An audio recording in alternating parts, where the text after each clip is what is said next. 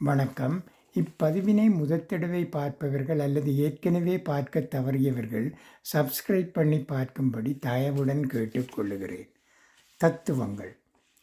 பயணிக்கும் பாதை சரியென்றால் பக்கத்தில் நின்று குரைக்கும் நாய்கள் பற்றி கவலை கொள்ளத் தேவையில்லை.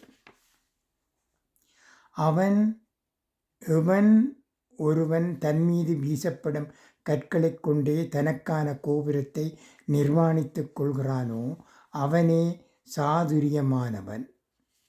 வளர்ச்சிக்கும் வீழ்ச்சிக்கும் உள்ள வித்தியாசம், அடுத்தது நான் என்ன செய்யப்போகிறேன் என்று ஒருவன் யோசித்தால் அது அவனுக்கு வளர்ச்சி. அடுத்தது அவன் என்ன செய்யப் போகிறான் என்று மற்றவனைப் பற்றி யோசித்தால் அதுவே அவனுக்கு வீழ்ச்சி. நன்றி, வணக்கம்.